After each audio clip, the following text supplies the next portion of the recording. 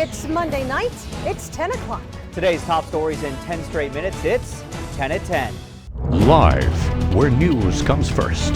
From the Mesilla Valley and Las Cruces to El Paso and the borderland, this is ABC 7 at 10.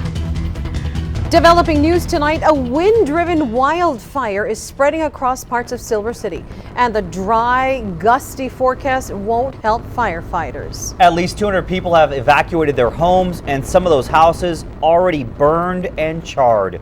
Good evening, everyone. I'm Rick Cabrera. And I'm Estela. Casas. The situation in Silver City is serious, and crews are trying to gain better control of the fire before another windy kick tomorrow.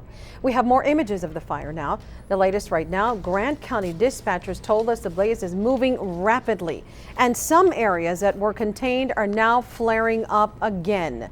200 people have evacuated their homes. 8 homes have already burned. Also, a red flag warning has been issued for 10 a.m. tomorrow until 6 p.m.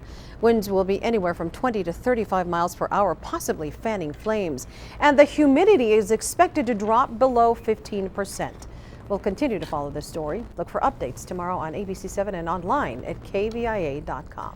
Wicked winds whipped through the borderland this afternoon, blanketing most of El Paso and Las Cruces in dirt and dust. We had our storm trackers all over town, including ABC 7's Veronique Masterson.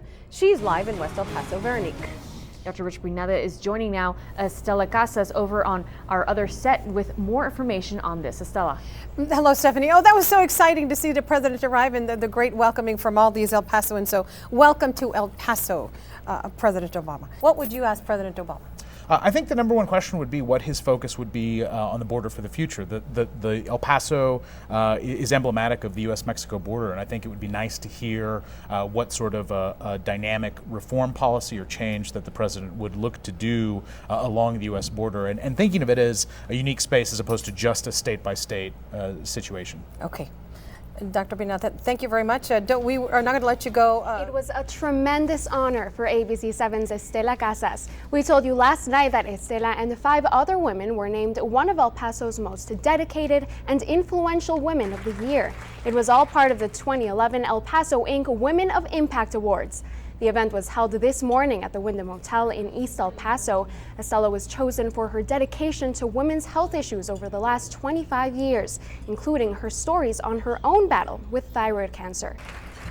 And people who have touched my life throughout all this time that I've been on TV, you have told me your stories.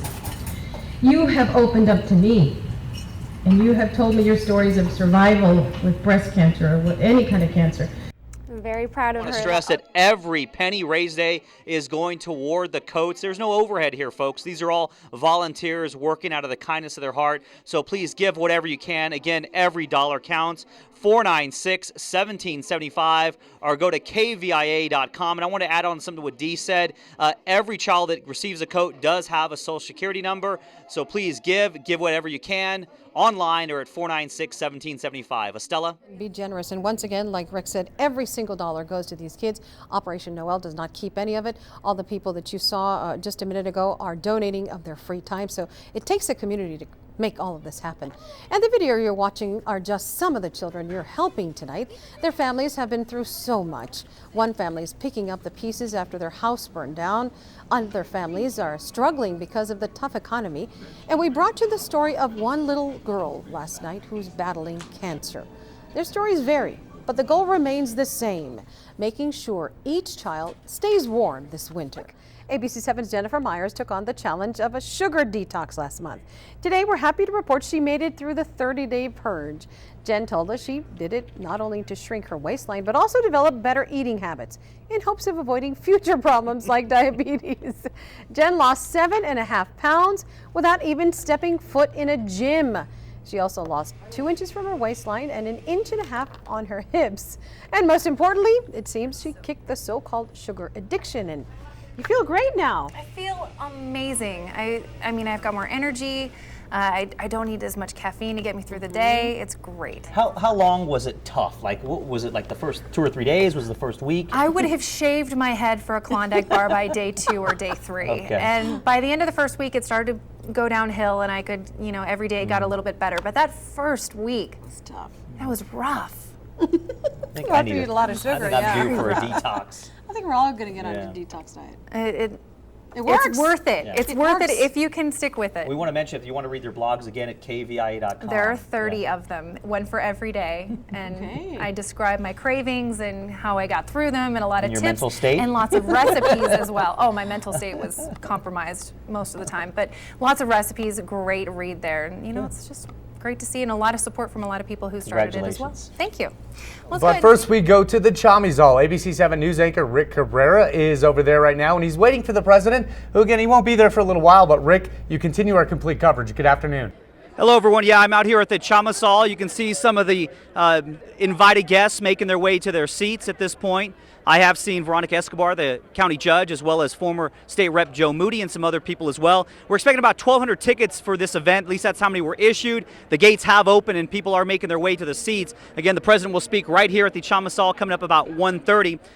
People always came by, and the church was always open. Father usually had it open by 6 a.m. and probably didn't close it till 10 or after.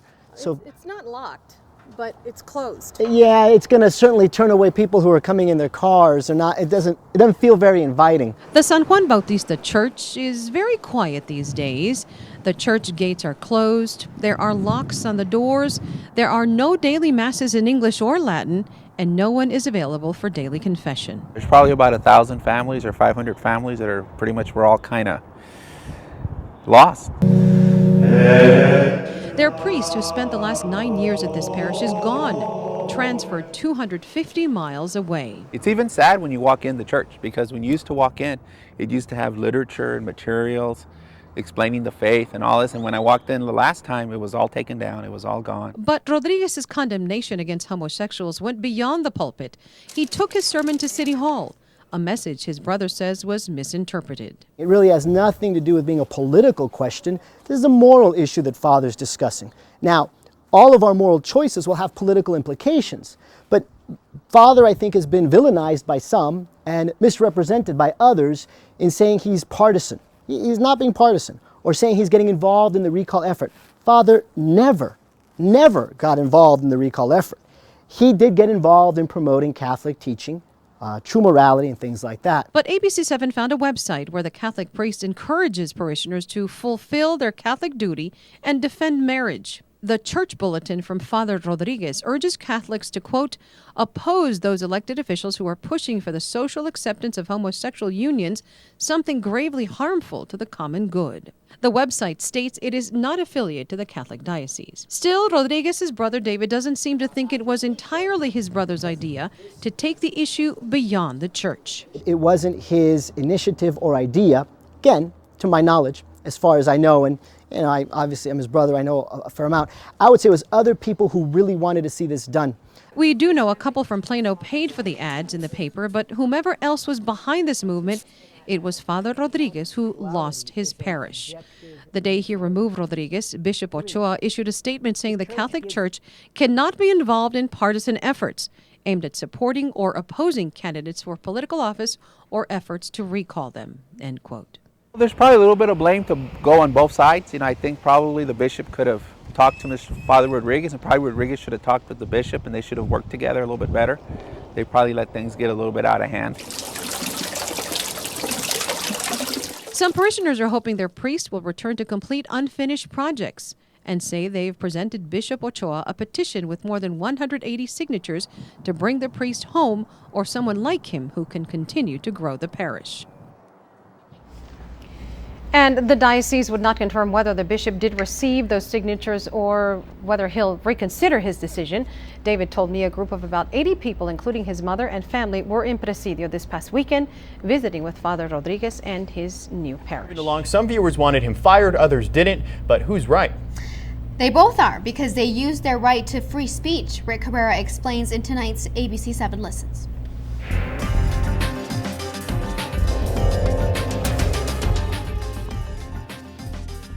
There are a lot of reasons America is great, but in my opinion, one of the biggest, freedom of speech. Something country singer Hank Williams Jr. exercised when he compared President Obama's golf outing with House Speaker John Boehner to Israel's Benjamin Netanyahu playing golf with Hitler.